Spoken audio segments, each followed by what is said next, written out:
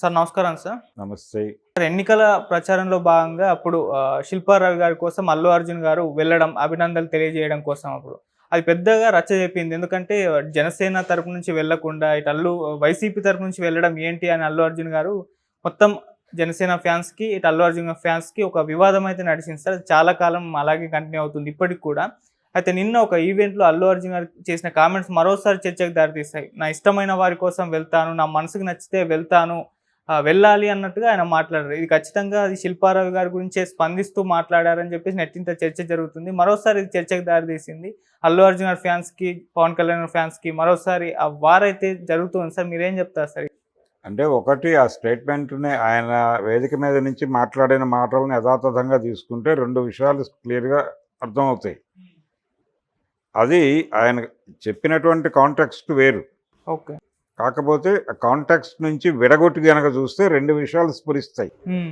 ఒకటేమో నాకిష్టమైన వాళ్ళని వదిలిపెట్టను, వాళ్ళ కోసం ఎంత దాకా అయినా పెడతాను అనటం. అంటే శిల్పారవి కోసం ఆయన మెగా బంధాలను తెంచుకుని వెళ్ళాడు అని అర్థం చేసుకుని దాని మీద మాట్లాడొచ్చు. ఇంకొక సెన్స్ ఉంది. ఇష్టమైన వాళ్ళ కోసం ఎంత దూరమైనా పెడతాను అంటే వెళ్ళని వాళ్ళు ఇష్టం లేదని అర్థమా? అంటే పవన్ కళ్యాణ్ పిఠాపురం వెళ్ళలేదు ఈయన, కాబట్టి పవన్ కళ్యాణ్ అంటే అల్లు అర్జున్కి ఇష్టం లేదు అని క్లారిఫికేషన్ ఇచ్చాడు ఆ వేదిక మీద నుంచి అనే యాంగిల్లో కూడా ఈ కథను నడపచ్చు. ఇంకా ఆ కోణంలో మొదలైందా లేదా సోషల్ మీడియాలో అనేది నేను చూడలేదు, కానీ ఇది ఒక యాంగిల్ ఉంది దీనిలో. అయితే ఏ కాంటెక్స్ట్లో మాట్లాడాడు ఆయన?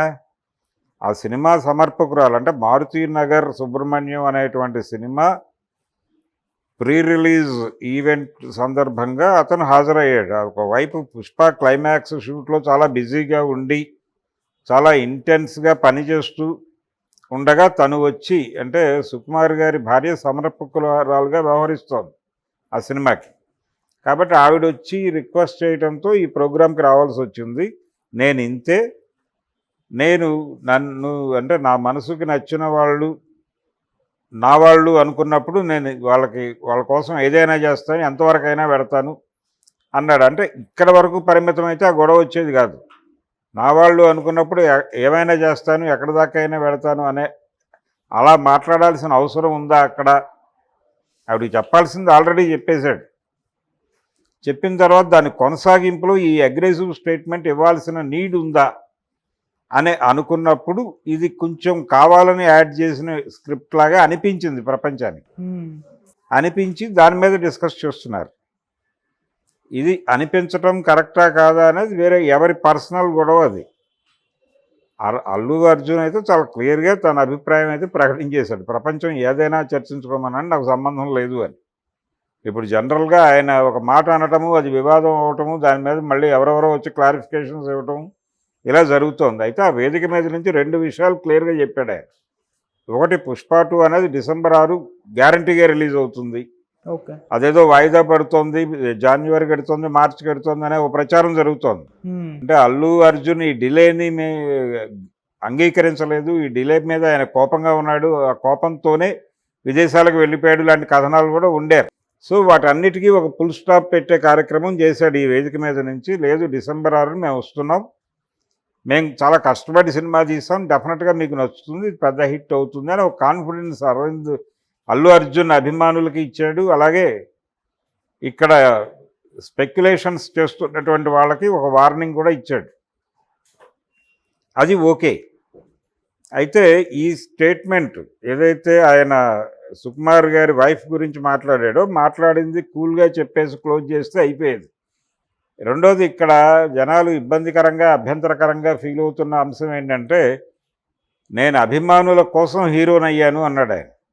మిగిలిన వాళ్ళకి అభిమానులు కావచ్చేమో కానీ నాకు ఆర్మీ అన్నాడు. అలాగే అడ్రస్ చేశాడు, అలాగే మాట్లాడాడు. ఇది కొంత గందరగోళాన్ని క్రియేట్ చేసింది. ఆయన వాంటెడ్గానే ఏదో చేయబోతున్నాడు, ఇంటెన్షనల్గా ఎమోషనల్గా ఉన్నాడు పవన్ కళ్యాణ్, కాబట్టి ఆయన డిజైన్లో భాగంగానే ఇదంతా జరుగుతోంది అనేటువంటి చర్చ చేసేవాళ్ళు పెరుగుతున్నారు. ఇదొక ఫేజ్ ఉంది, అంటే ఇదొక కోణం ఉంది ఈ కథలో. అందుకని అల్లు అర్జున్ యాక్చువల్గా మొదటి నుంచి తన గొడవ తను పడుతున్నాడు, తన కష్టం తను పడుతున్నాడు. ఈ పడుతున్నటువంటి క్రమంలో ఆయన ఎవరిని పట్టించుకుంటున్నాడు, ఎవరిని పట్టించుకోవడం లేదు, అది ప్రపంచం మాట్లాడుకుంటోంది, కానీ దాని గురించి ఆయన ఎప్పుడూ ఆలోచించినట్టుగా కనిపించడు. ఈ కనిపించని తనమే నిన్న కూడా ఎగ్జిబిట్ చేశాడు ఆయన. భవిష్యత్తులో కూడా అదే చేస్తాడు. మీ చావు మీరు చావండి, నాకు సంబంధం లేదు, నేను నాలా ఉంటాను, నా పద్ధతిలో నేను ఉంటాను, నా పద్ధతికి ఏదైనా ఇబ్బంది కలిగితే నేను మీ ముందుకు వస్తాను, మీరు స్పందించండి, కలిసి సమస్యను పరిష్కరించుకుందాం అన్న టోన్లోనే నడుస్తోంది వ్యవహారం. కాబట్టి ఇది ఎస్టాబ్లిష్డ్ ఫ్యాక్ట్, ప్రపంచానికి చెప్పే చేస్తున్నాడు అతను. సో ఆయన్ని ఒకవేళ అక్కడికి వెళ్ళిపోతే మళ్ళీ అంటే అల్లు అర్జున్ని ఇబ్బంది పెట్టడానికి వీళ్ళు ఏం చేస్తారు అనేది ఒక చర్చ జరుగుతోంది. మెగా అభిమానులు కావచ్చు, మెగా ఫ్యామిలీ కావచ్చు, ఆయన ఏ ఇబ్బంది పెడుతుంది అనేది ఇంకో చర్చ ఓపెన్ అయింది. డెఫినెట్గా అటువంటిది అయితే ఉండదు. ఈయన మాట్లాడుతూ ఈయన శిల్పా రవి గురించి మాట్లాడిన రోజున కూడా ఎవరిని గాయపరచలేదు, చాలా క్యాలిక్యులేటెడ్గా మాట్లాడాడు.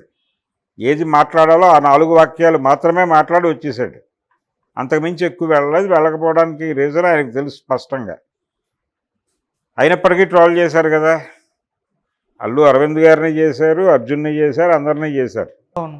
ట్రోల్కి ఎవడు అతీతం కాదు అని ట్రోలర్స్ ప్రూవ్ చేసుకున్న సందర్భం అది. అందుకని ఈ వివాదం ముగింపు కూడా వాళ్ళ చేతుల్లోనే ఉంది. వాళ్ళు వాంటెడ్గా ఇది ఉండకూడదు అనుకుంటే ఉండకుండా చేయగట్టం అనేది వాళ్ళకి అరగంట పని, కానీ చేయట్లేదు.